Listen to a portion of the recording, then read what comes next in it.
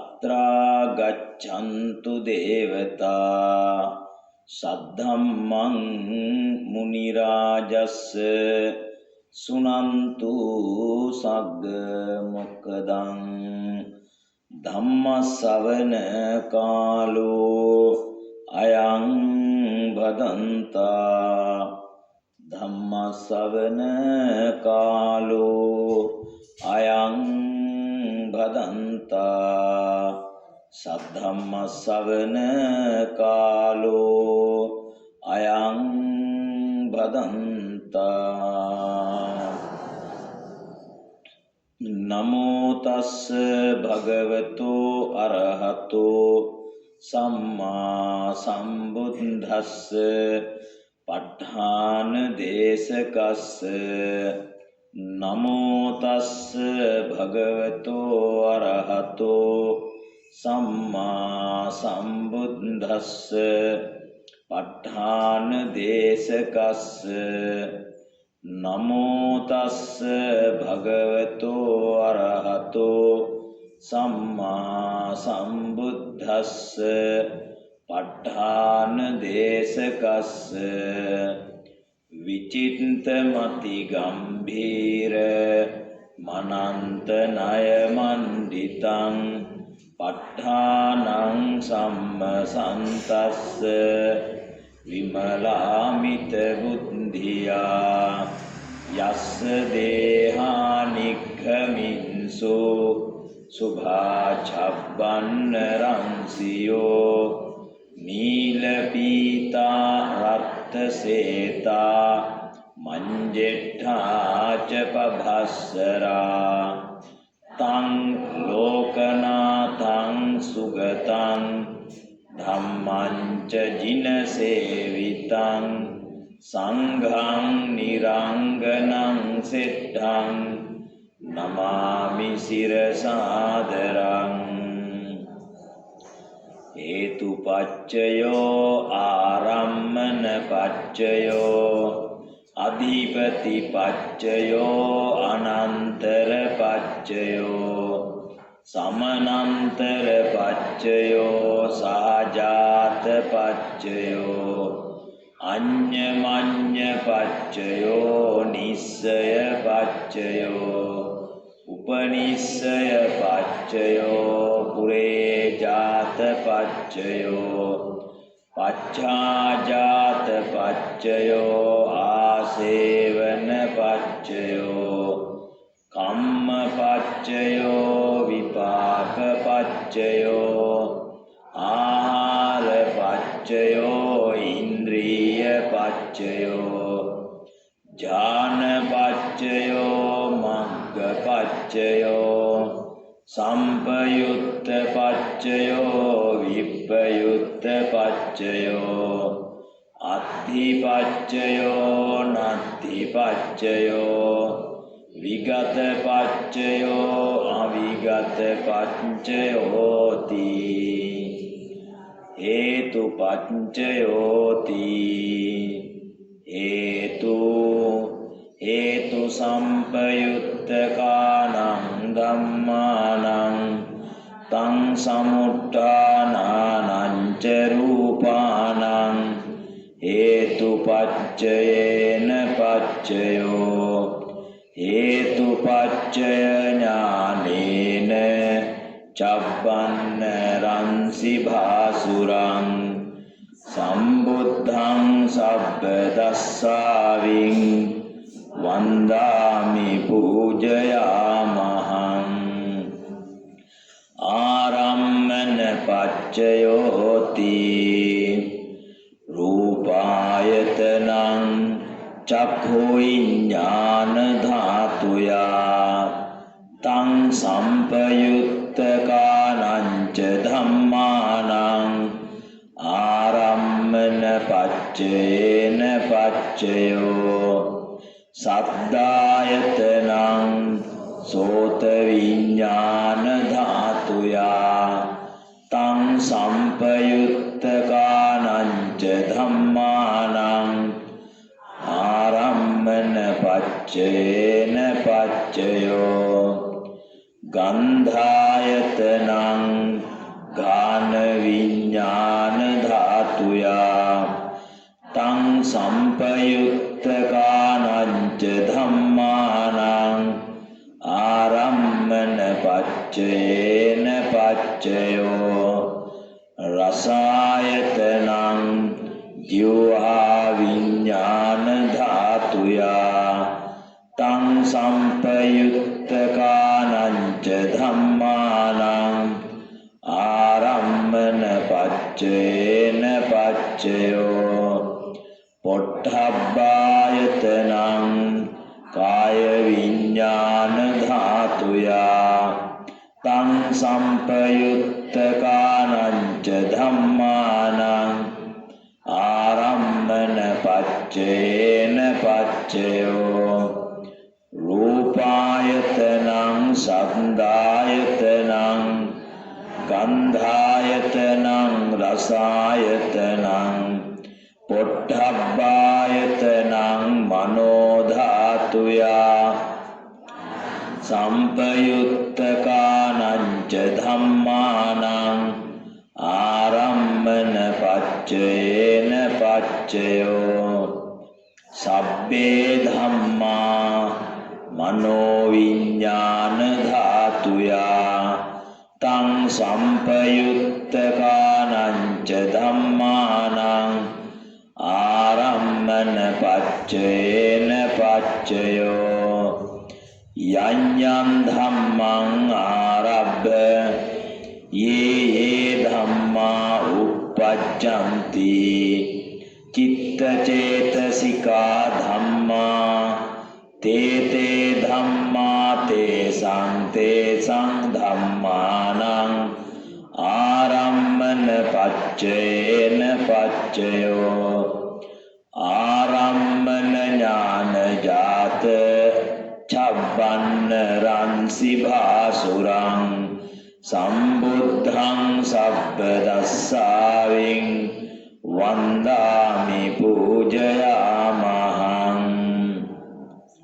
අධිපති පංචයෝති ඡන්දාධිපති ඡන්ද සම්පයුත්තකානං ධම්මානං තං සමුත්ථානානං ච රූපානං අධිපති පච්චේන පච්චයෝ විරියාධිපති විරිය සම්පයුත්තකානං ධම්මානං තං සමුත්ථානානං ච රූපානං අධිපති පච්චේන පච්චයෝ චිත්තාධිපති චිත්ත සම්පයුත්තකානං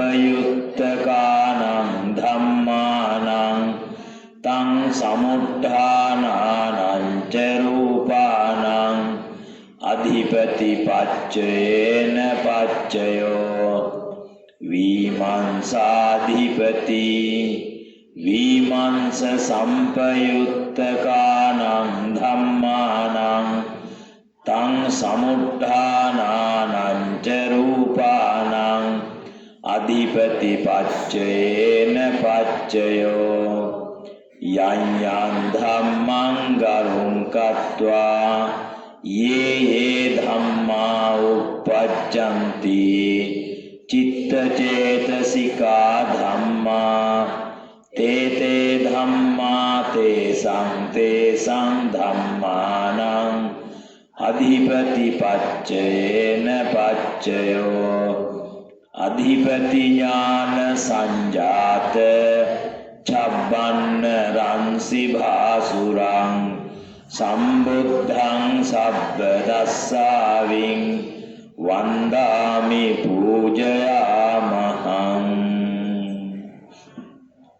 හොඳයි, විහාරස්ථානයේ විහාරාධිපති අතිගෞරවනීය නායක මාහිමිපාණන් වහන්සේ වරක් ප්‍රමුඛ මහා සංඝරත්නයන් අවසරයි, පින්වත් අපේ සිල්මෑණියන් වහන්සේ, එවැගේම කාරුණික වාසනාවන්ත ගුණබර ප්‍රඥාවන්ත නිර්වාණ අපේක්ෂිත පින්වත්නි, අද දවසේ මේ උතුම් පටිච්ච සමුප්පාද දේශනා මාලාවේ සිදු කෙරෙන තණ්හා පත්‍ය උපාදාන කියන වාරය පිළිබඳ දිගහැරෙන මේ උතුම් සද්ධර්ම දේශනාව සඳහා දායකත්වයෙන් ගෙන කටයුතු කරන බව සඳහන් කරනවා මහේෂ් වික්‍රමසිංහ මහතා, එවැගේම ලංකා විල්ලෝඩිය ආරච්චි මැතිණිය, එසඳි එවැගේම චනිතු යන දරුවන් දෙදෙනා, එවැගේම මව ගාටි චන්ද්‍රානි නේද? ගාටි චන්ද්‍රානි මහත්මිය, එවැගේම දිනේෂ් වික්‍රමසිංහ හා පවුලේ සියලු දෙනා, එවැගේම සුයාමා මිහිඳු කුලසූරිය, එවැගේම නිපුණ ඒකනායක හා දෙමව්පියන්, එවැගේම ක්‍රිෂ්ණි මිහිඳු කුලසූරිය අද දිනට ජන්මදිනය සමරන, එවැගේම නිපුණ දිසානායක සහ දුව යෙලිසා, එවැගේම නිර්මලා රංජනී 14 වන දිනට ජන්මදිනයේ සමරන, එවැගේම අනුර ප්‍රේමලාල් හා පවුලේ සියලු දෙනා, එවැගේම අසංකා රත්නායක හා පවුලේ සියලු දෙනා, එවැගේම සුපුනී කුලරත්න හා මව තලතා මිහිඳු කුලසූරිය, එවැගේම අනුත්තරා මිහිඳු කුලසූරිය, ජානක එදිරිසිංහ හා පුතා තේජන, එවැගේම දෙමව්පියන් හා පවුලේ සියලු දෙනා. එයාගේ බලාපොරොත්තු වශයෙන් මියගිය අයට පින් අනුමෝදන් කිරීම, මීට මාස 3කට පෙර අප අතරින් මිය පරලෝ ගිය නිරෝෂා වික්‍රමසිංහ මහත්මියට, ඊට පස්සේ ඒ වගේම අවුරුද්දකට පෙර මිය පරලෝ ගිය දේවප්‍රිය කුලරත්න මහතාට, වසර 2කට පෙර මිය ගිය රංජිත් කුමාරසිරි මහතාට, වසර 17කට පමණ පෙර මිය ගිය පියාණන් පියසේන වික්‍රමසිංහ සහ ඔවුන් නමින් නැසී මිය පරලෝ ගිය සියලුම වර්ග පරම්පරාගත සංසාරගත සහලේ ඥාතීන් සියලු දෙනාටම පුණ්‍යානුමෝදනා සිදු කිරීමත්, වෛද්‍ය දිනේෂ මහතා සහ පවුලේ සියලු දෙනාට මේ පින් උතුම් නිවන් පිණිසම හේතු වාසනා වේවා කියන ප්‍රාර්ථනාවත්, බණ ඇසීම සඳහා සහභාගී වූ සියලු දෙනාටම මේ පින් ආශිර්වාදයක්ම වේවා, නිදුක් නිරෝගී චිරජීවනයේ ලැබේවා කියන ප්‍රාර්ථනාවත්, ධර්මදේශනාව සඳහා වැඩම කරන්නට යෙදුනා වූ දේශකයාණන් වහන්සේටත්, විහාරස්ථානයේ විහාරාධිපති ස්වාමීන්ද්‍රයන් වහන්සේ ඇතුළු මහා සංඝරත්නයටත් නිදුක් නිරෝගී චිරජීවනයේ ප්‍රාර්ථනා කරනවා. ඒ වගේම ලයනල් වික්‍රමසිංහ මහතා සහ පවුලේ සියලු දෙනාටම මේ උදාරත කුසලයෝ හේතු වාසනාවෙන් නිවන් පිණිසම මේ කුසලයෝ උපනිශ්‍රේ වේවා කියන පැතුමත්, ඒ වගේම ප ဋ ාණ ග්‍රන්ථ සඳහා දායකත්වයේ සපයා දුන් විශාඛා මහත්මිය සහ ඒ වගේම ධර්මදේශනාවේදී කරුණු ලියා ගැනීමට පොත්පෑන් ආදී සඳහා දායකත්වය ලබා දුන් ජගත් මහතාටත් ඒ සියලු දෙනාටම මේ උදාාරතර කුසලය උතුම් අජරාමර නිවන් සැප පිණිසම හේතු වාසනා වේවා කියලා පතා ප්‍රාර්ථනාවන් එකතු කරමින් මේ සද්ධර්ම දේශනාව අපි ආරම්භ කරමු. පින්වත්නි, මේතෝ සිදු කරගෙන යන විශේෂයෙන්ම මේ වෛද්‍යතුමා මේ ප්‍රදේශවාසී සියලු දෙනාටම කරුණාවෙන් යුක්තව මේ සද්ධර්ම දේශනාව සංවිධානය කරන්නේ, විශේෂයෙන්ම මේ පටිච්ච සමුප්පාද දේශනා මාලාව සිදු කරන්නේ එකක් තමයි හේතුඵල න්‍යාය පැහැදිලි කර දීම සඳහා තිබෙන එක්තරා ක්‍රමයක් තමයි මේ පටිච්ච සමුප්පාද ක්‍රමවේදය.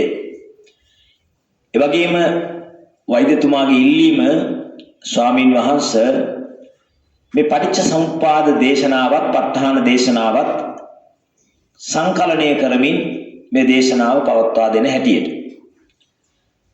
මේ පින්වතුන්ට බණ ඇසිය යුත්තේ කෙසේද කියලා මම හිතන්නේ අපි අලුතෙන් කියලා දෙන්න උවමනාවක් නැහැ. මොකද හේතුව බොහෝ කල් බණ අහපු අය නේද? ඔව්. වයස අවුරුදු 60 70 ගියපු, බොහෝ කල් බණ අහපු, පරිණත වයෝ වෘද්ධ බොහෝ පිරිසක් තමයි මෙතන ඉන්නේ. නමුත් අවාසනාවකට ලංකාවේ තාමත් බණක් අහන්න හරියට දන්නේ නැහැ. දැන් අපි පහුගිය දවසක දැක්ක රෑ එළි වෙනකන් අපේ ස්වාමීන් වහන්සේ නමක් ධර්මයේ දේශනා කරනවා. හැබැයි ස්වාමීන් වහන්සේ පෑන් පොදක්වත් වළඳන්නේ නැතුව ධර්මයේ දේශනා කරද්දී පින්වත් අපේ බලංගොඩ රාජ ස්වාමීන් වහන්සේ රෑ එළි වෙනකන්වත් පෑන් පොදක්වත් වළඳන්නේ නැතුව ධර්මයේ දේශනා කරද්දී ඒකේ හිටපු උපාසක අම්මලා දම්සලට ගිහිල්ලා බණිස් අරගෙන ඇවිල්ලා කනවා. දෙන්න කතා කරනවා. ෆෝන් රින්ග්ස් යවනවා.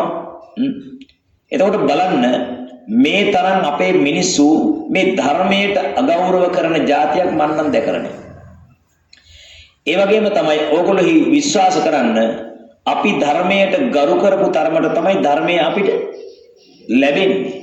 ධම්මෝ හවේ රක්කති කවුද අපච්චි?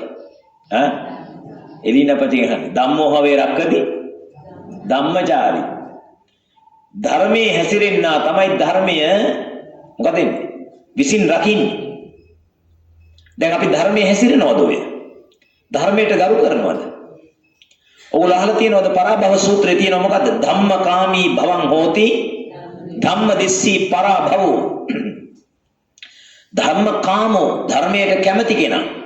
ධර්මයට කැමති කෙනා වෙන අවධාන වලට හිත යන්න දෙන්නේ නැහැ.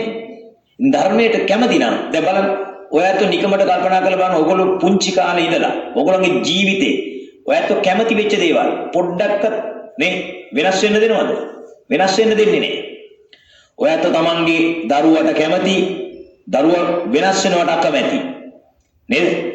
ඔයත් ගෙදරට කැමති ගෙදර වෙනස් වෙනවට විනාශ වෙනවට අකමැති නේ? ඔයගොල්ලෝ ධනයට කැමති ධනය නැති වෙනවට අකමැති. අන්න ඒ වගේ ධර්මයට කැමති නම් ධර්මයේ නොඇසී යනවට අකමැති වෙන්න ඕන. නමුත් දැන් මොකද වෙන්නේ? ධර්මයට කැමැත්තක් තිබුණා නම් ජංගම දුරකථන නාද වෙන්නේ නැහැ නේ. ආකල්පයක් ඇති කරගන්න දියුණු වෙන්න මම පන්සල් වත්තට ඇතුළු වෙනවත් එක්කම ජංගම දුරකථනයේ ක්‍රියා විරහිත කරගෙන ඇතුළු වෙන්නේ කියලා ආකල්පයක් ඇති කරගන්න බෞද්ධ සමාජය. කොතනද අපි බෞද්ධයෝ ඉන්නේ? මොනවද අපි දෙන පූර්වාදර්ශ අපේ ඊළඟ પરම්පරාවට? මෙතන ඉන්න මේ චූටි පුතා ගන්න ආදර්ශය මොකක්ද? වයසක අත්තම්මලා ෆෝන් එක රින්ග් සවනවනම් බන ඇතුලේ අපි රින්ග් සෙව්වට කමක් නැහැ. අනිත් එක මේ වයසක අම්මලාට තාම තියෙන්නේ සාමාන්‍ය ෆෝන් එකක්. හැබැයි මේ පුතාලා දැන් දන්නව ඔකන් මොනවද? ස්මාර්ට් ෆෝන් එකක් ඔපරේට් කරන්න දන්නවනේ. දන්නවනේ? ඔව් ඒක හොඳට උඩ පල්ලෙහා යන්න දන්නවනේ. Facebook, YouTube නේද? කොහොමද දන්නවද? දැන් මේ පොඩි ඔයගොල්ලන්ගේ වයසේ එනකොට මොනව කරයිද? හාමුදුරුවෝ බණ කියයි මේ වයසක සීයලා මේගොල්ලෝ දැන් තරුණ පුතාලානේ පොඩි ළමයිනේ මේගොල්ලෝ වයසක සීයලා වෙනකොට මොනව කරයිද? කෙලින්ම උඩ පල්ලෙහා තල්ලු කර කර ඉඳි. ඇයි? කවුද වැරදි ආදර්ශ දුන්නේ? කවුද මහා කක්කුට්ටා? දැන් ඉන්න කක්කුට්ටු ටික. කක්කුට්ටියෝ ටික. හරි? එතකොට පොඩි කක්කුට්ටෝ වැරදි මාර්ගයේ යවුවේ කවුද? ශාසනය විනාශ කරේ කවුද? ශාසනය නාස්ති කරලා ගියේ කවුද? මේ කෙස් පැහුණු අය. දැන් තේරුම් ගන්න ඕනේ අපි හරියට යමක් ක්‍රියාත්මක නොකළොත් ඊළඟ પરම්පරාවේ ශාසනය රකින්නවා කියන එක නම් විශ්වාස කරන්න එපා කීයදවත්. දැන් බලන්න අද දැහැත් වට්ටිය බොහොම ලස්සනයි. ඕකට මම මාස ගාණක් බෞද්ධ රූපවාහිනී ප්‍රඥා රූපවාහිනී දිදුලේ ජය ටීවී එකේ ජාතික රූපවාහිනී මම මාස ගාණක් ඕකට බණ කිව්වා. බණ කිව්වේ ඇයි? දැහැත් වට්ටියට බුලක් පුවක් හුණු දුංගල කරදමුංගු කරාබුණටි සාදික්ක වසාවාසි ඉඟුරු පියලි කොත්තමල්ලි අන්තිමට නැති දෙයක් නෑ. තාත්තා අවුරුද්ද දෙකක් ගියා නම් බීඩි දෙකකුයි ගල් කාලකුයි තියෙනවා. තේරෙන්නේ බුලක් පුවක් හුණු දුංගල බීඩි දෙකයි ගල් කාලයි. ඒ මට්ටමට ඇවිල්ලා තිබුණේ. ඊට පස්සේ කොහොම හරි කියලා යන්තම් ඔන්න දැන් දැහැත් වට්ටිය ආරාධනා වට්ටිය දැහැත් වට්ටිය විතරයි තියෙන්නේ. ඒ කියන්නේ බුලත් විතරයි. දැන් සමහර පළාත්වල ගිහිල්ලා දැහැත් වට්ටිය කියලා කිව්වම දන්නේ දැහැත් කියන්නේ මොනවටද කියලා. උන්දලා හිතාගෙන ඉන්න දැහැත් කියලා කියන්නේ එක්කොටම කියන. අඩුම ගානේ දැනගන්න ඕන දැහැත් කියන්නේ බුලත්. හරිනේ? එතකොට දැන් තේරුම් ගන්න අනිත් එක බුදුරජාණන් වහන්සේ දැහැත් වැළඳුවද? ඈ නිල් මහනෙල් සුවඳ විහිදුණු ශ්‍රී මුඛයක් තිබිච්ච බුදුහාමුදුරුවෝ පඩික්කම් වාගේ කට හදාගෙන තිබුණේ නැහැ. දැන් තමයි පඩික්කම්. ඈ දැන් බුදුරජාණන් වහන්සේ ධර්මයේ දේශනා කරනකොට මොනවද ශ්‍රී මුඛ පත්මේ විහිදුනේ? නිල් මහනෙල් සුවඳ. අපි පූජා කරනවා පඩික්කම් ගන්න. කළ යුතුද? කළ යුතුද? නෑ. දැන් මුඛ රෝග නිවාරණය වීමේ අදහසින් හරිද? ඒකට සුදුසු ඉඟුරු පියලි ටිකක් බැල්මී ටිකක් බුදුරජාණන් වහන්සේගේ මේ අෂ්ටාංග සමන්නාගත බ්‍රහ්මස්වරය තව තවත් මధుර වේවා කියලා හිතාගෙන පූජා කළා නම් කමක් නෑ. නමුත් අපි පූජා කරනවා කොහෙන් ආපු එකක්ද කියලා අපි දන්නේ. ආරාධනා වට්ටිය කියලා කියන්නේ හාමුදුරන්ට වළඳන වට්ටිය නෙමෙයි. ඒක මොකද්ද? ගෞරව පිණිස සිදු කරන දැහැත් පූජාව. ඒක අපේ සිංහල බෞද්ධ සංස්කෘතිය එක. අන්තිමට සිංහල බෞද්ධ සංස්කෘතිය එකක් නෑ. ආරාම දැනටම බුදිනේ බෝල.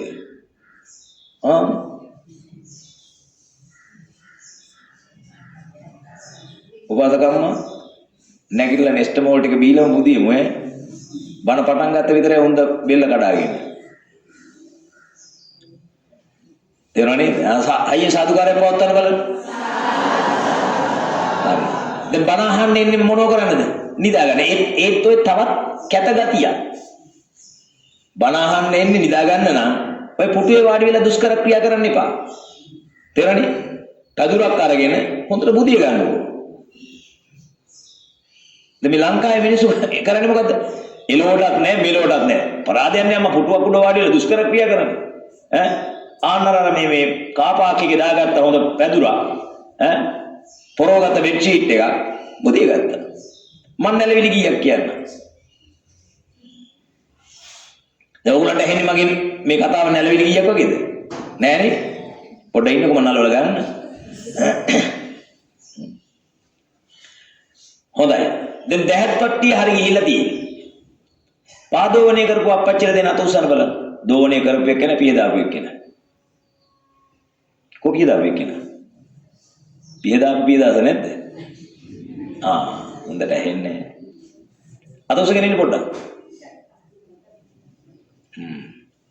හරි. අපච්චි චුට්ට නැගිටින්න. දැන් කුසල කර්මයක් කරන කල්හි ඒක ඥාන සංප්‍රයුක්තව කරන්න පුළුවන් ඥාන විප්‍රයුක්තව කරන්න පුළුවන්. කොහොමද?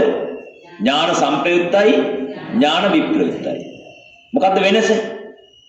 ඒ හටගන්න සිතේ ප්‍රඥා චෛතසිකය බලගතුව තිබේද ප්‍රඥා චෛතසිකේ නොයේදේද?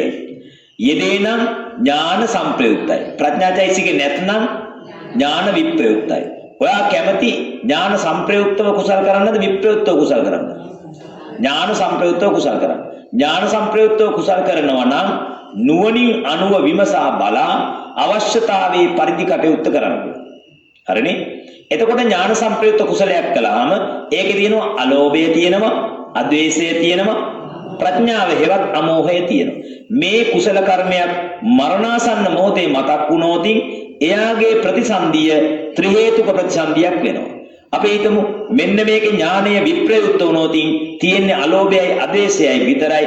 එයා ප්‍රතිසන්දියකට ගියොත් ප්‍රතිසන්දි විපාක හිතේ දොස්තර මහත්තයා කකුල් දෙක අත් දෙකෙන් අල්ලාගෙන ඉන්නට එපා. මට ඇවතක් වෙනවනේ. හරි? මොකද්ද? දැන් මේකේ දෙකක් හේතු දෙකයි. එතකොට ද්වි හේතුකයි. ද්වි හේතුක වුණොත් අලෝභයයි අද්වේෂයයි තියෙනවා. අමෝහය නැහැ. අමෝහය නැහැ. අමෝහය නැත්නම් මොකද තියෙන්නේ? අමෝහය නැත්නම් මොකද තියෙන්නේ? අමෝහය නැත්නම් ඒ සිතේ මොකක්ද තියෙන්නේ? මෝහය. මට පේනවා මෝහය තියෙන බව. මෝහය කියන්නේ මෝඩකමනේ. දැන් අමෝහය කියලා කියන එක යෙදෙන්නේ මොන හිතකද? කුසල හිතක. කුසල හිතක අකුසල චෛතසිකය දෙන්න පුළුවන්. මෝහය කියන්නේ අකුසල චෛතසිකයන්නේ පොල් ගස්වල දෙල් හැදෙනව දැකලා තියෙනවද? නැහැනේ. එහෙනම් කුසල සිතක අකුසල චෛතසිකයක් දෙන්න බෑ. එහෙනම් අලෝභ ආදේශ අමෝහ කියන තුනම තියෙන්න පුළුවන්. අමෝහය නැත්නම් අමෝහය නෑ එච්චරයි. මෝහය තියෙනවා කියලා කියන්න බෑ. අමෝහය නැත්නම් අමෝහය නෑ. ප්‍රඥාව නෑ. හැබැයි මෝහය දෙන්නේ නෑ. දෙල් ගහක පොල් හැදෙන්නේ නැහැ. හරිනේ? හැබැයි මතක තියාගන්න මෙයාගේ අලෝභයයි ආදේශයයි දෙක තිබුණා. අමෝහය නැතුව ඉපදුනා, ප්‍රඥාව නැතුව ඉපදුනා, උප්පත්ති ප්‍රඥාව නැතුව ඉපදුනාම අපි කියන මොකද්ද? නරෝස පඤ්ඤෝ නෙමෙයි. නරෝස පඤ්ඤෝ උප්පත්ති ප්‍රඥාවක් සහිත කෙනා නෙමෙයි. උප්පත්ති ප්‍රඥාවක් නැත්නම් එයාට ධර්මය අවබෝධ කරගන්න බැහැ. ඇයි? දුෂ්කරයි නෙමෙයි බැහැ. අභව්‍යයි. එයා බුදුරජාණන් වහන්සේගෙන්ම කමටහන් අරගෙන මොකවර පාපිය දාපු කෙනා වාඩි උනේ. පියදාපු කෙනාට දෙක කියන්නේ. නැගිටින්. දෙන්න ඕන ලයික් එක. පිය දැම්මන. හරි? ආගන්න. හරි. දැන් අපච්චි මතක තියාගන්න ඕනේ ද්වි හේතුක කුසල කර්මයක් කරලා ඒකම මරණාසන්න මොහොතේදී ඉදිරිපත් වෙලා ප්‍රතිසන්දි ගියොතින් ඒකේ බලපෑම කොයිතරම්ද? එහෙම ඉපදිලා බුදුරජාණන් වහන්සේගේ ගඳ කිලිය ආසන්නයේම බුදුරජාණන් වහන්සේගෙන්ම කමටහන් අරගෙන බුදුරජාණන් වහන්සේ ළඟම හිටියත් එයාට නිවන් දකින්න අභව්‍යයි. කැමතිද අකමැතිද? නිවන් දකින්න බෑ. ඒකට කැමතිද? ඒකට කැමති? අකමැති. එහෙනම් කුසල කර්මය කරන්න ඕන කොහමද? ඥාන සම්ප්‍රයුක්තව. දැන් ස්වාමීන් වහන්සේ පයින් වැඩම කරනකොට ස්වාමීන් වහන්සේගේ පයෙහි මඩ හෝ වේවා දූවිලි හෝ වේවා ගෑවෙන්නේ උඩුපතුලද යටිපතුලද? හොදන්න ඕනේ යටිපතුලද උඩුපතුලද? හේතුවේ මොන පතුලද? කියනවා හේතුවේ උඩුපතුල. එතකොට ඥාන සම්ප්‍රයුක්තද විප්‍රයුක්තද?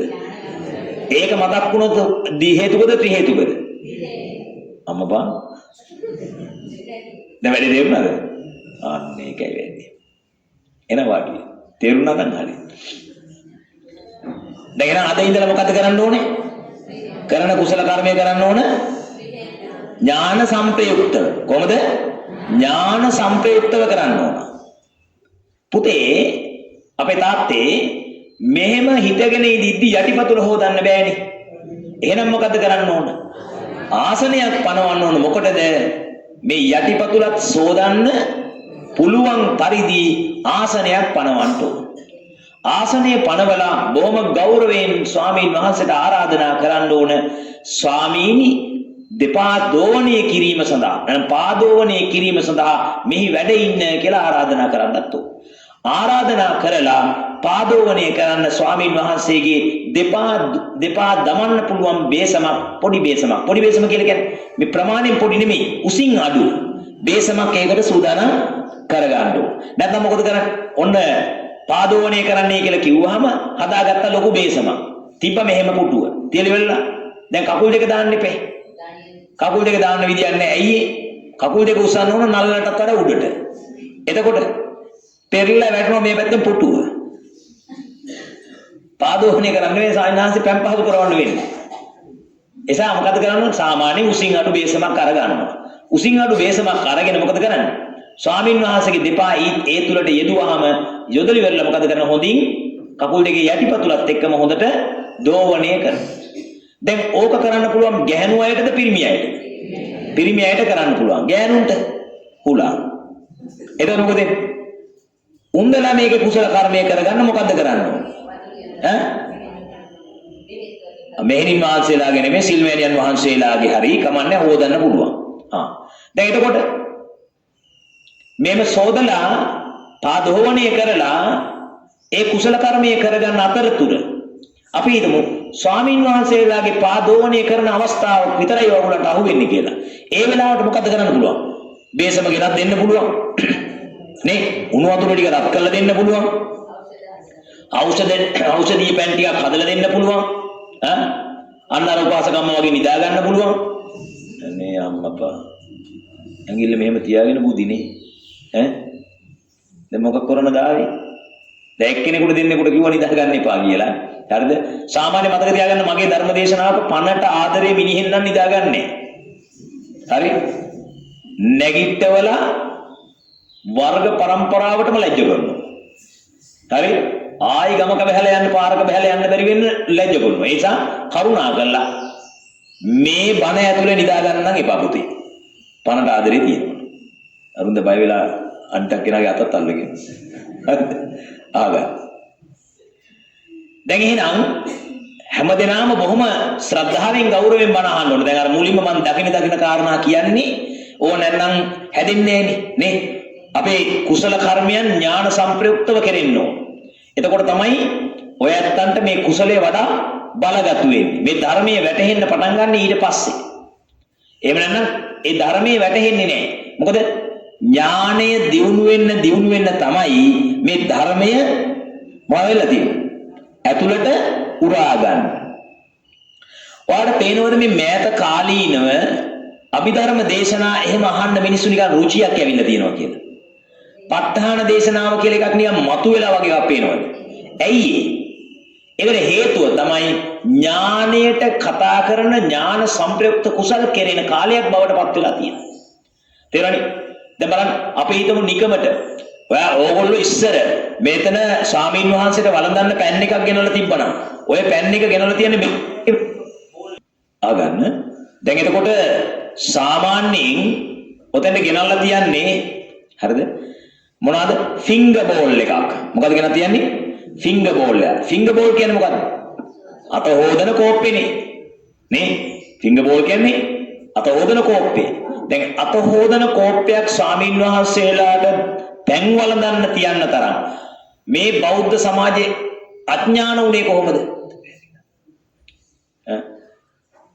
ඒ නිසා ඔයත් කල්පනා කරන්න ඥාන සංප්‍රයුක්තව යමක් කරන්නේ කොහොමද කියලා අද ඉඳලා ඔයත් හිතන්න පටන් ගන්න. ඥාන සංප්‍රයුක්ත වෙනකොට ප්‍රඥාව වැඩෙනකොට ඔයත්න්ට මේ ධර්මයක් අවබෝධ වෙන ප්‍රමාණය වැඩි වෙනවා. තේරෙන ප්‍රමාණය වැඩි වෙනවා. හොඳයි. එහෙනම් දැන් අපි මාත්‍රිකා ප්‍රකාරව ධර්මයේ දේශනා කරන්නට පෙර ආතුවම ඔයත්න්ට මතක් කරනවා එක නිදා ගැනීම සම්පූර්ණයෙන්ම තහනම්. හරිනේ? එහෙමයි ස්වාමීනි කියලා පිළිගත්තා කියලා සාදුකාරයක් පවත්තා. දෙක ජංගම දුරකථනයේ නාද වීම සපුරාම තහනම්. පිළිගත්තා කියලා සාදුකාරයක් පවත්තා. පිළිගත්තා කියලා සාදු කිව්වට මදි. හැම කෙනාම තම තමන්ගේ ජංගම දුරකථනයේ අතට අරගෙන ක්‍රියාවිරහිත කරගන්න. ආගන්න. දැන් සියලු දෙනා ගාම පොතක් පෑනක් තියෙනවා කරුණු ලියන්න. පින්වත්නි, භාග්‍යවත් බුදුරජාණන් වහන්සේ දේශනා කරනවා යම්කිසි කෙනෙක් මේ පටිච්ච සමුප්පාදය නොදැන අවුරුදු 100ක් ජීවත් වුණා. ඒ වර්ෂ 100 පළක් නැති ජීවිතයක් කියලා එක්තරා දේශනාවක සඳහන් කළා. යෝච වස්ස සතං ජීවේ අපස්සං උදයබ්බයං ඒකාහං ජීවිතං සෙය්‍යෝ පස්සතෝ උදයබ්බයං. මොකද? යෝච වස්ස සතං ජීවේ යමෙක් වර්ෂ 100ක් ජීවත් වුණත් අපස්සං උදයබ්බයං. අපස්සං උදයබ්බයං. උදයබ්බයං කියන්නේ උදයව්‍ය නොදැක. මොකක් නොදැකද? උදයව්‍ය නොදැක. යෝච වස්ස සතං ජීවේ අපස්සං උදයබ්බයං ඒකාහං ජීවිතං සෙය්‍යෝ පස්සතෝ උදයබ්බයං. බුදුරජාණන් වහන්සේ මේක දේශනා කළා. දැන් මේ ගාථාවේ තේරුම යෝච යම් කිසි කෙනෙක් වස්ස සතං ජීවේ, වස්ස සතං කියන්නේ වර්ෂ 100ක් ජීවත් වුණත් අපස්සං උදයබ්බයං. උදයබ්බයං කියන්නේ උදය වැය. එවත් ඇතිවීම නැතිවීම නොදැක වර්ෂ 100ක් ජීවත් වුණත් ඊට වඩා ඒකාහං ජීවිතං සෙය්‍යෝ එක දවසක් ජීවත් වුණත් ශ්‍රේෂ්ඨයි. සෙය්‍යෝ කියන්නේ ශ්‍රේෂ්ඨයි. මොකක් කළාද? පස්සතෝ උදයබ්බයං. උදයබ්බය දැකලා. උදයබ්බය දැකගෙන වර්ෂ 100ක් ජීවත් වුණාට වඩා හොඳයි. මොකද්ද? එක දවසක් ජීවත් වීම. ඒ කියන්නේ උදයව්‍ය දැකමින් එක දවසක් ජීවත් වුණා නම් ඒක ශ්‍රේෂ්ඨයි කියලා බුදුරජාණන් වහන්සේ වදාළා. මෙතෙන්දී උදයව්‍ය කියලා කියන්නේ මොකක්ද? ඇතිවීම සහ නැතිවීම. දැන් මේ ඇතිවීම නැතිවීම කවරකද? නැහැ. පංච උපාදානස්කන්ධයක මොකද්ද? පංච උපාදානස්කන්ධයක ඇතිවීම නැතිවීම තමයි මෙතෙන්දී ඇතිවීම නැතිවීම හේවත් උදයබ්බය කියලා බුදුරජාණන් වහන්සේ අදහස් කරා. සාමාන්‍යයෙන් ලෝක සත්වයා දැනගෙන ඉන්නවා මොකක අනිත්‍යතාවයද? ඔය උදයබ්බය කියන වචනයේ තවත් වචනයක් තමයි අනිත්‍යතාවය කියන්නේ. අනිත්‍යතාවය. මේ අනිත්‍යතාවය දැනගෙන ඉන්නවා බුදුරජාණන් මේ කවුද ලෝක සත්වයා විසින් කවරකද? සත්වයින්ගේ පුද්ගලයින්ගේ ඇතිවීම සහ නැතිවීම. හරිනේ? දැන් මට පේනවා කොටසක් ලියාගෙන යනවා. ආගන්න. මම යමක් ලියන්න කිව්වොත් ලියන්න අනිත් වෙලාවේ අහගෙන. මොකද කරන්න ඕන? මම අත්‍යවශ්‍ය දෙයක් ලියන්න කිව්වොත් විතරක් ලියන්න අනිත් හැම වෙලාවකම ලියන්න එපා. ඒකත් වරදක්. මොකද හේතුව ලියන වෙලාවේ ඇහෙන්නේ නෑ ඕක. හොඳට අහගෙන ඉඳලා ලියන්න කිව්වහම ලියන්න. හරිනේ? හරි ලියාගෙන ඉවරයි. මොකද්ද? යෝච වස්ස සතං ජීවේ අපස්සං උදයබ්බයං ඒකාහං ජීවිතං සෙය්‍යෝ පස්සතෝ උදයබ්බයං. එතකොට මේකේ තේරුම දැන් ඔයත් දන්නවා. මොකද්ද? යමෙක් වර්ෂ 100ක් ජීවත් වුණත් උදයව්‍ය නොදැක ඒ ජීවිතයට වඩා උදයව්‍ය දකිමින් ජීවත් වෙන එක දවස ශ්‍රේෂ්ඨ වන්නේය. හරිනේ? තේරුම දැන් මතකයි. ලියා ගන්න ඕනද? ලියා ගන්න උවමනාවක් නෑ. දැන් තේරුම දන්නවා. හරිනේ? යමෙක්ට ඕනම් ලියා ගන්න. උදයබ්බය හෙවත් අනිත්‍යතාවය නොදැක උදයබ්බය හෙවත් අනිත්‍යතාවය නොදැක ගෙවන වසර 100ට වඩා අපි මාත් ලියා ගන්නෑ. ඈ පොතක් නැද්ද? තියෙනවා. ඒ කියන්නේ අදහස ධම්ම නිසා ලියන්නේ නැහැ. හොඳයි.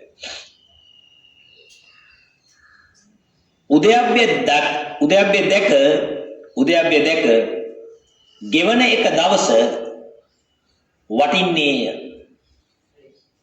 උදයබ්බය දැක ගෙවන එක දවස වටින්නේය.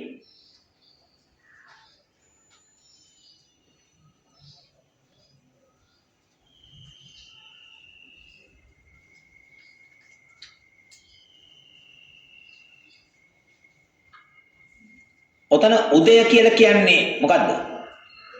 ඇතිවීම. අව්‍ය කියලා කියන්නේ මොකද්ද? නැතිවීම. එතකොට උදයව්‍ය කියලා මේකට සාමාන්‍යයෙන් සංස්කෘතයෙන් කියනවා උදයබ්බය කියලා කියනවා පාලියෙන්. ඊට පස්සේ ඇතිවීම නැතිවීම කියන එක අනිත්‍ය බව හෙවත් අනිච්ච කියන පාලි වචනේ. දැන් මේ පසුගිය කාලේ අනිච්ච පිළිබඳ බොහෝ මතවාද තිබුණා. නේ? අනිච්ච කියන එකේදී මේ අල්ප ඡයන දෙක බැඳලා එකට බැඳලා අනිච්ච කියලා බුදුරජාණන් වහන්සේගේ දේශනාවල තිබෙනවා. ඒකේ අදහස තමයි මොකද්ද? නিত্য නොවන ස්වභාවය අනිච්ඡං විපරිණාමට්ඨේන වෙනස් වීමේ අදහසින් මේ තිබෙන ස්වરૂපය විපරිණාමයටපත් වීමේ අදහසින් අනිත්‍යයයි කියන්නේ. අනිච්ඡං විපරිණාමට්ඨේන විපරිණාම අට්ඨේන අර්ථයෙන් අනිත්‍යයයි කියන්නේ. අනිච්ඡං අද්ධවනට්ඨේන අද්ධවන කියන්නේ ධව කියලා කියන්නේ ස්ථිර. අද්ධවන කියන්නේ අස්ථීර අර්ථයෙන් වෙනස් වෙන අර්ථයෙන්. තේරෙනවනේ? අපිට කළු කෙස් තිබුණා, කෙස් ටික සුදු වුණා. කෙස් ටික සුදු වුණු නිසා අපි කිව්වා මොකද්ද? ස්ථිර නෑ. නේ? විපරිණාමයටපත් වුණා. අන්න ඒකට කිව්වා මොකක් කියලාද? අනිත්‍ය කියලා කිව්වා. තේරෙනවනේ? දැන් සමහරු මේකට විවිධ මතවාද ගෙනාවා. යද නිච්ඡං තං දුක්ඛ. යමක් අනිත්‍ය නම් ඒක දුකයි. දැන් මේ බලන්න. ඔයාට හැදිලා තියෙන බඩේ අමාරුවක්. දැන් ලියන්න එපා අම්මලා. මොනවද ලියන්නේ? බේත බඩේ අමාරුවට බේත දෙනවද? බලාගෙන. බඩේ අමාරුවක්, ඔළුවේ අමාරුවක් හැදිලා තියෙනවා. ඒක විපරිණාමය වෙනවා. විපරිණාමය වෙලා මොකක්ද වෙන්නේ? බඩේ අමාරුව සුව වෙනවා. දැන් දුකද සැපද? ඈ? සැපයිනේ. එතකොට ඔය විතණ්ඩවාදියෝ අධර්මවාදියෝ අහනවා මොකද්ද? අනිත්‍ය වීම දුක නම් දැන් මේක අනිත්‍ය වුණා සැපයිනේ. එහෙනම් මේක අනිත්‍ය කියන වචනෙන් නෙමෙයි. කියලා මොකද උනේ? පාලි වචනයට නිග්‍රහ කරලා මේගොල්ලෝ කියන්න ගත්ත මොකද්ද? අනිච්ච කියන්නේ ඉච්ඡ නැති එක කියලා විරුද්ධ අර්ථයක් දැම්මා. ඇත්තටම මහත්තයා අපි හිතමු කවුරු හරි කෙනෙක් මෙන්න මේ ගොඩනැගිල්ලේ මෙන්න මේ බේස් ටිකට මේ තියෙන කණු වලට මේ බේස් කණු වලට කවුරු හරි කෙනෙක් කුළු ගෙඩියක් අරගෙන ගහගෙන ගියොත් මොකෝ වෙන්නේ? ගොඩනැගිල්ල කඩා වැටෙනවා. ඒ වගේ මේ බුද්ධ ශාසනයේ මුරගල් තුනක් වගේ මහා පත ගල් කණු තුනක් වගේ තියෙනවා අනිච්ච දුක්ඛ අනාත්ත කියලා ලක්ෂණ තුනක්. ජනේලේ මුල ලියනගේ මොනවද බල ලියන්නේ ඔච්චර? දැන් මේ කියන දේ වෙලාවෙ අහගෙන ඉන්න. හරිද? ආය අහුවෙන්න එපා ලියලා කිසි කෙනෙක්. හොඳට අද ඉඳලා නමක් දානවා ලියනගේ. අර ජනේලේ මුලින් ලියනගේ. හරි. ලියනගේ උපාසකම්. හරිද? ආගන්න. මගේ වැරදි වැඩක් කරොත් ලැජ්ජ කරනවා හරිද? ආගන්න. දැන් මේ උගන්වන වෙලාවේ මේ කාරණා ටික අහගන්න නැත්නම් තේරෙන්නේ නැහැ. පස්සේ ලියන්න දෙන්නම්. හරිද? දැන් උන්ද හිතාගෙන ඉන්නේ මම නඩුකාරයා උන්ද තෝල්ක මුදලි කියලා. මං කියන උන්ද ලියනවා.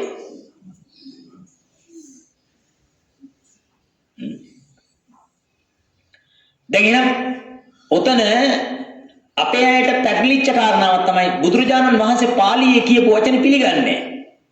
අනිච්ඡං විපරිණාමට්ඨේන විපරිණාමයේ වීමේ අර්ථයෙන් තමයි අනිත්‍ය කිව්වේ. අහගන්න. ඔළුවේ කැක්කුම හොඳ වීම සුවයි තමයි. හැබැයි ඔළුවේ කැක්කුම හොඳ වීම සුව වුණාට හැමදාම ඔළුවේ කැක්කුම හොඳ වෙලා තියෙයිද? නෑ ඒක වෙනස් වෙන ලක්ෂණයක් නේ ආයිසරයක් නේ ආයිසරයක් වෙනස් වෙනවද නැද්ද? වෙනස් වෙනෝනේ ඔළුවේ කැක්කුම හොඳ වුණා හොඳ වෙලා දිගටම තියෙන්නේ ආයි විපරිණාමය වෙනවා. අන්නේ විපරිණාමයේ වීම මේක තියෙනවමයි. ඒ නිසා තමයි ඒකට කියන්නේ මොකක් කියලාද? අනිත්‍ය ස්වභාවය කියලා කියන්නේ. අන්නේ අනිත්‍ය ලක්ෂණය තමයි බුදුරජාණන් වහන්සේ දුකයි කියලා කිව්වේ. තේරුණානේ? හැමතිස්සෙම මේක එකක් අනිත් එක බවට පත් වෙනවා. පත් වුණාට ස්ථීරව තියෙන්නේ නැහැ. ස්ථීර නැහැ. අනිත් මොකද? අද්භවනට්ටේ ස්ථීර නැහැ. ඒකත් මොකද වෙන්නේ දොස්තර මහත්තයා? වෙනස් වෙනවා. මොකද වෙන්නේ? වෙනස් වෙනවා. අන්නේ වෙනස් වෙන ස්වරූපයෙන් මේ හැම එකක්ම යුක්තයි. හොඳයි. කියන්න බලන්න ඔය ඇත්තටම අනිත්‍යතාවයේ පිළිබඳව දැනගෙන ඉන්නවද නැද්ද? දැනගෙන ඉන්නවා. එහෙනම් ඒ ජීවිත අවුරුදු 100ක් නෙමෙයි එක දවසක් ජීවත් වුණොත් ශ්‍රේෂ්ඨයි. ඒ ඔයගොල්ලෝ අනිත්‍යතාවය හොඳට දන්නවා. තමයි. හරිද? එතකොට අනිත්‍යතාවයේ යමෙක් දන්නවනම් ඒ අනිත්‍යතාවයේ දැනගෙන ඉන්න ඕන මොහොක අනිත්‍යතාවයේද? පංච උපාදානස්කන්ධයේ අනිත්‍යතාවය. නමුත් ඔය ඇත්ත දන්නේ මොහොක අනිත්‍යතාවයේද? මිනිහෙක්ගේ අනිත්‍යතාවය, ගැහණියෙක්ගේ අනිත්‍යතාවය, සත්වයේගේ අනිත්‍යතාවය, පුද්ගලයෙක්ගේ අනිත්‍යතාවය තමයි දන්නේ. මගේ කෙස් සුදු වෙලා, මගේ ඇස් පේන්නේ, මගේ හැම රැලි වැටිලා නේ ඔන්නෝම බලන ගතිය හැබැයි නිවැරදි අනිත්‍යතාවය නෙමෙයි. ඇයි බුදුරජාණන් වහන්සේ දේශනා කළේ යදනිච්ඡං තදනත්තා යමක් අනිත්‍ය නම් ඒක අනාත්ම වෙන්න ඕන. යදනිච්ඡං තදනත්තා යං අනිච්ඡං තං අනත්තා. හැබැයි අපි බලලා තියෙන්නේ මොකද? යමක් අනිත්‍ය නම් ඒක ආත්ම එකක බලලා තියෙන්නේ. ආත්ම කියන්නේ මගේ නේ. මං ආගෙන ඔය පෞගිය කාලේ ධර්මදේශකයන් වහන්සේ නමක් දේශනා කරනවා. පින්වත්නි දැන් ඔබේ ඇස් වයසට යනවා දකින්න. ඔබේ ඇස් දෙක මේ ආකාරයට පුංචි කාලේ ඉඳලා මෙහෙම තිබුණා. දැන් ඔබේ ඇස් ක්‍රමක්‍රමයෙන් වයසට යනවා දකින්න. දැන් ඔබේ කෙස් සුදු වෙනවා දකින්න. ඔබේ දැන් හැම රැලි වැටෙනවා දකින්න. පින්වත්නි මේ ආකාරයට බලමින් අනිත්‍යතාවය ප්‍රගුණ කරන විට නිවනටපත් වෙනවා. හරිද? එහෙම වෙන්නේ නැහැ. ඇයි? ඔයගොල්ලෝ වාහන පැදලා තියෙනවද? වාහන ඩ්‍රයිවිං කරලා තියෙනවද? බ්‍රේක් එක හොඳට පාගගෙන ඇක්සිලරේටර් එක කොච්චර වැඩි කළත් වාහනේ යනවද? යන්නේ. බ්‍රේක් එක පාගගෙන. ඒ වගේ අනාත්ම වූ දෙයක අනිත්‍යතාවයේ බලනව වෙනුවට ආත්ම වූ දෙයක බැලුවා කියලා කියන්නේ බ්‍රේක් එක පාගගෙන තමයි බලලා තියෙන්නේ. නිවනට යන්නේ. වාහනේ නිවනට යන්නේ. වදුනේ නිවනට යන්නේ නැහැ. නිවනට යන්න නම් අනාත්ම වූ දෙයක බලන්න ඕන. ඒ බලන්න සිද්ධාර්ථ කුමාරයෝ ගිහි ගෙයින් නික්මුණා. මොකද කරේ? ගිහි ගෙයින් නික්මුණා. අනා චෝරිදුව නැගින්න බලන්න. ගිහිගෙන් නික්මුනේ මොනවද දැකලාද? ඉතින් ආච්චිලා ඉන්නෝනේ පැහිච්ච ආච්චිලා ඉන්නෝනේ. පොඩි ළමයට ඉතින් හැදෙන්න දෙන්නේ නැහැ. හරිද? දැන් පොඩි ළමයා දැන් ඒ උත්තර දුන්නේ. පැහිලා වැඩි හිටියෝ. ඉඳලා වැඩි. හරි. මම පුතා කියන බලන්න. බුදුරජාණන් සිද්ධාර්ථ ගෞතමයන් සිද්ධාර්ථ කුමාරයා සිද්ධාර්ථ කුමරු ගිහිගෙන් නික්මුනේ මොනවද දැකලාද පුතා? සතර පෙර නිමිති දැකලා. දැන් අර චෝරිදුවගෙන් මම ප්‍රශ්න අහන්නේ ආත්තම්මල පැහිලා වැඩි වුණාට කමන්නේ මං ඉස්සරහා පැහෙන්න එපා. නිකන් බැනුම් අහන්න එපා. පුතා කියන මාට සතර පෙර නිමිති. මහල්ලේ ලෙඩේ මලමිනියා පැවිදිුවා. හොඳයි. වාඩි වෙන්න. ඒ අතරතුරත් මට ඇහුණා අත්තම්ම කෙනෙක් එදිරි ගන්නවා. හරි. මට හරියටම ටාගට් උන්නේ නැහැ කවුද කියලා නෑ උන්දගේ බඩේ අමාරු මං සුව කරනවා. හරිද? ආගන්න. පොඩි උන්ට මේක උත්තර දෙන්න. කාගෙන් හරි ප්‍රශ්නයක් ඇහුවම එයා විතරක් උත්තර දෙන්න පුරුදු වෙන්න. එහෙම මේ පොඩි සවිඥානික බවක ඉන්න. මේ අහන්නේ මගේ. මේ අහන්නේ මගේ නෙමෙයි. පැනලා උත්තර දෙන්න හොඳ නෑ. බෞද්ධයෝ නේද? වයසට ගිහිල්ලා නේද? කෙස් එහෙම පැහුනේ ඊඩෝරේටද?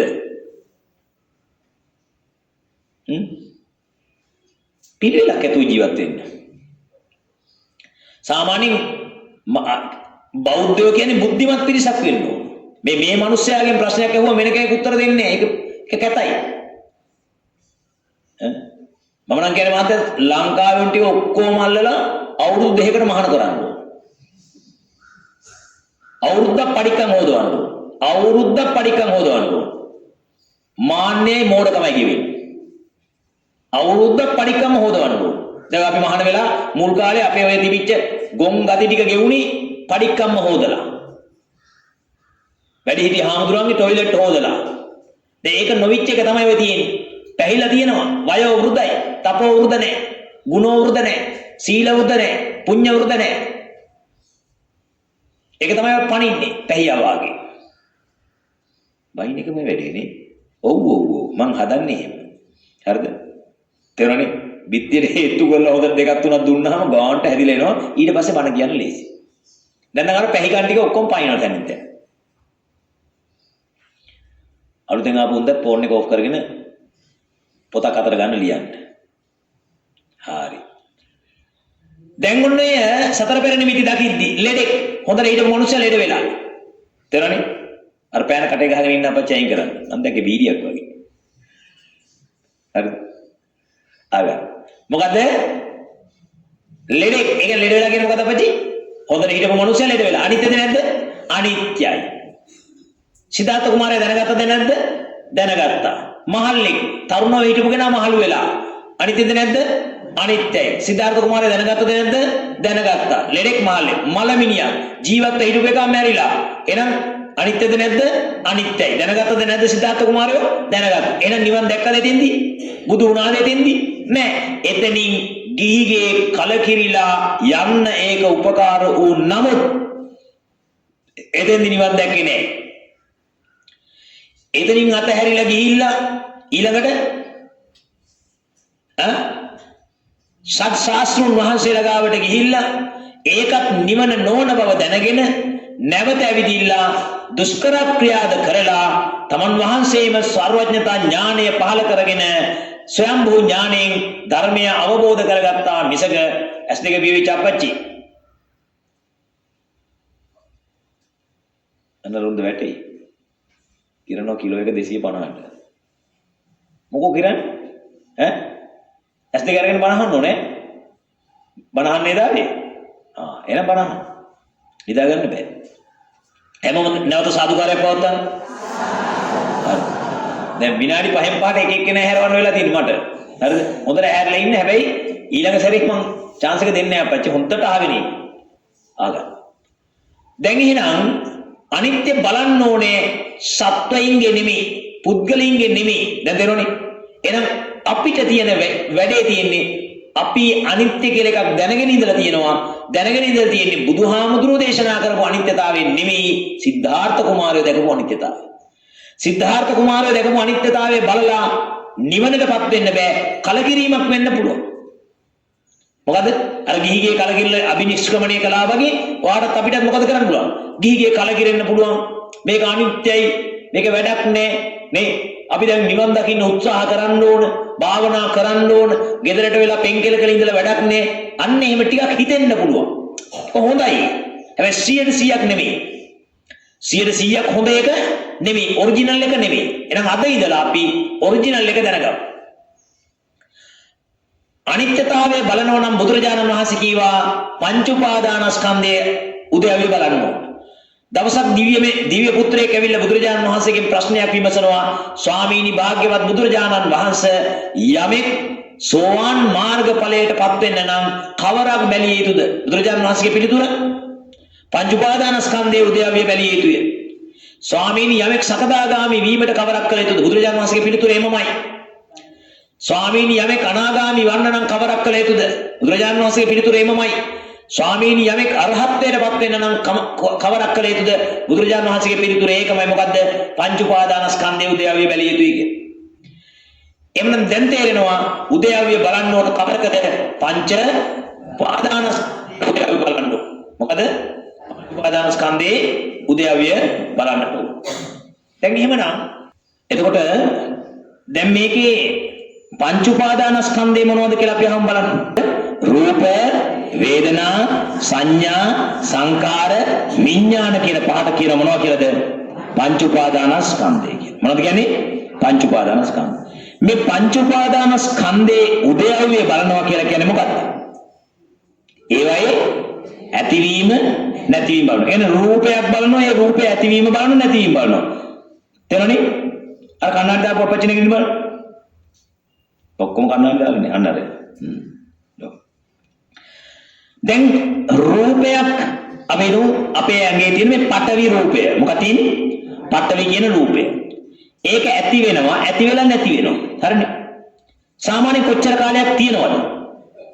චිත්තක්ෂණ 17. චිත්තක්ෂණ 17 කියලා කියන කොච්චර කාලද? අවුරුදු 50ක් විතර. තප්පරෙන් කෝටි ලක්ෂයෙන් පංගුව කෝටි ලක්ෂයෙන් පංගු 17යි. කෝටි ලක්ෂයෙන් පංගු 17ක් විතර.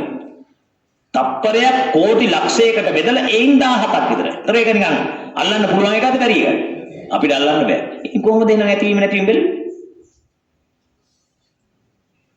කොහොමද ඇතිවීම නැතිවීම බැලුවේ?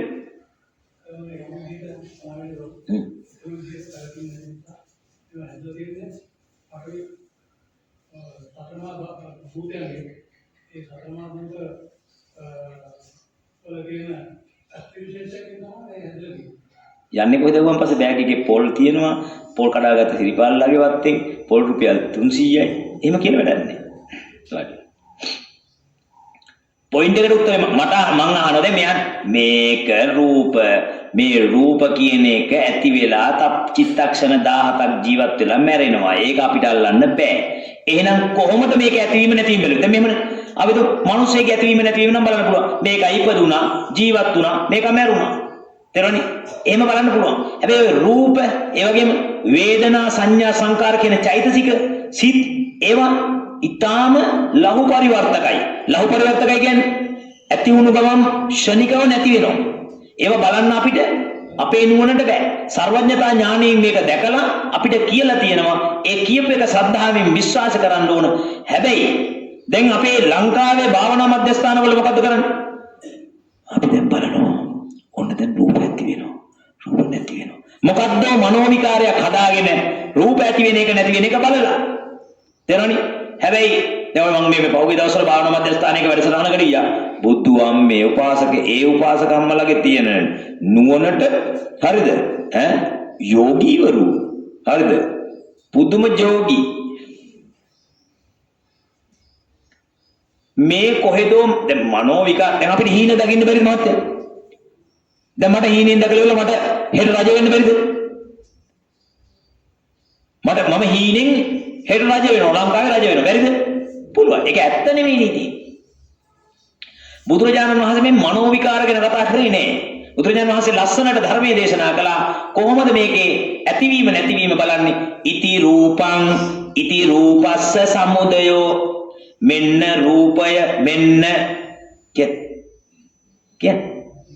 කියන්නේ ඉතින් දැන් කිව්වනම් මෙන්න රූපය ඇති වෙන්න හේතුව. ඒ කියන්නේ මතක තියාගන්න මේ ඇතිවීම නැතිවීම බලනවා කියන්නේ වෙන මොකක් නෙමෙයි හේතුඵල ධම බැලීම. මේ හේතුවෙන් හටගන්නවා කියලා පෙන්නුවා නම් ඒ හේතුව නැති වෙනකොට නැති වෙනවා කියලා දැනගන්නවා. මොකද්ද කියන්නේ? හේතුඵල ධම. යේ ධම්මා හේතුප්පභවා යම් ධර්මයක් හේතුන්ගෙන් ප්‍රභව වන්නේද හටගන්නේද අන්න ඒක තමයි හේතුඵල ධර්මයේ හේවත් හේතුඵල බැලීම තමයි අනිත්‍යතාවය බලන ක්‍රමය. මෙච්චර කාලයකට සැඟවිලා ගියපු කතා නොකරපු ක්‍රමය තමයි අපි හැමෝම බණ පොත්වල ඇව්වා. මොකද්ද? අනිත්‍යතාවය බලන්න. මොකක් බලන්න කිව්වේ? අනිත්‍යතාවය බලන්න. හැබැයි අනිත්‍යතාවය බැලුවා තමයි. බැලුවේ කොහොමද? හේතුඵල ධම බලලා නෙමෙයි. අපි නිකන් මේක ඇති වෙනවා මේක නැති වෙනවා. මම දැක එක්තරා තැනක භාවනාවකට කියනවා මේ ඇස හේතුන් නිසා හටගත්තේින්ද හේතු නැතිවන විට නැතිවන හේින්ද අනිත්‍යයි අනිත්‍යයි අනිත්‍යයි ටෙන්ටට ෂෝක් සින්දු එක පුදුම චූන් එක මතක තියාගන්න. හරි වාඩි වෙන්න. හරිද? මේ අනිත්‍ය බලන්නේ එහෙම මේ හේතුන් නිසා හටගෙන හේතු නැති වෙන විට නිරුද්ධ වන හේින්ද මොකක්ද හේතුව? හේතුන් නිසා හටගෙන නම් යේ ධම්මා හේතුප්පභවා කියනකොට මොකද්ද